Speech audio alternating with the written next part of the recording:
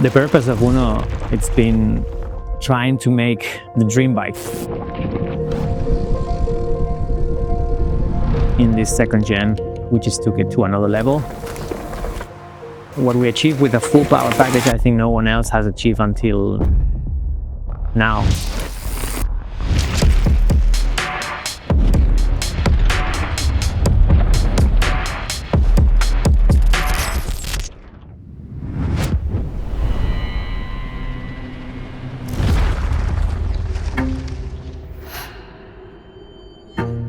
We've designed bikes for many other brands in the last years with our agency Zero.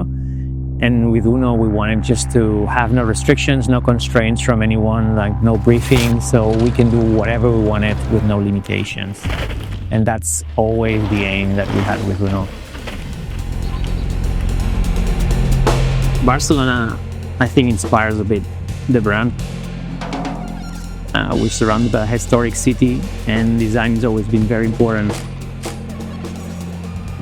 So yeah, for sure, has helped to assemble a really good team to work on Unno and to develop the products.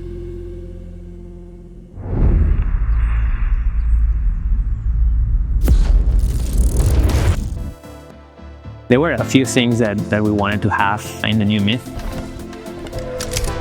And for sure, there were, I would say, a couple really big improvements. One was the dropper post insert. We wanted to have a more accessible shock, very easy to change pressure, adjust settings, no cable through the headset, a more matte protection for the shocks, noise dampening for the chain. So now the lower link is protected. Like I said before, it's really perfecting the actual bike.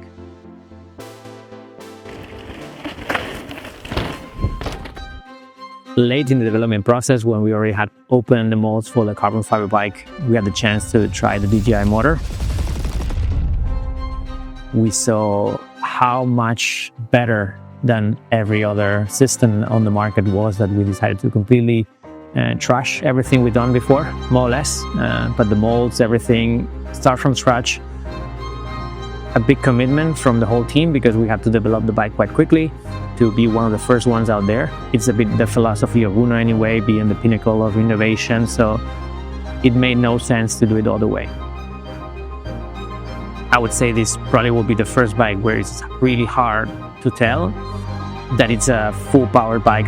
That's one of the key points of this bike and one of the reasons we use the DJI system, and because as well how compact you can make the bike.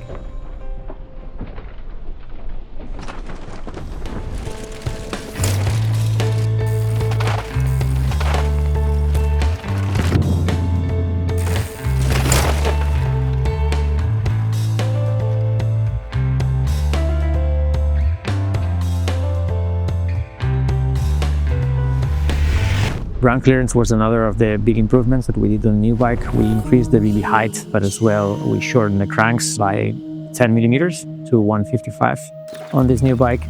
And as well we use 5% less sag, so the bike sits much higher.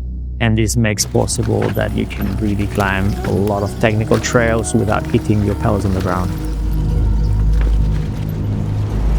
One of the other feedbacks that we got was about the bearings. We have gone to a much bigger bearings with a 4 times more load capacity than previous ones. And at the same time, we added rubber seals, and this gives us the confidence to offer a full lifetime warranty on bearings. Something that you will notice when you see the new bike is the finish of the frame. Now it's with the carbon weaves, like our very first generation bikes when we developed them in Barcelona. This is something that we've worked for quite a while with our partner, and definitely took a lot of effort to bring it back. And we're one of the only brand actually that is making bikes with this kind of carbon weave.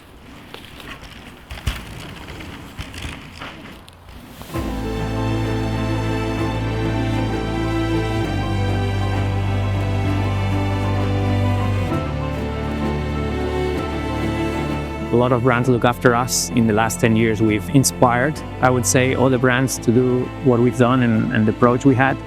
So there's always a big pressure when you want to come with a new product, how we can improve, obviously, what we've done before. But of course, how can we go and see what's going to happen in 5 years from now, where all the brands are going to be in 5 years from now, so we can really advance and be a little bit ahead of everyone else.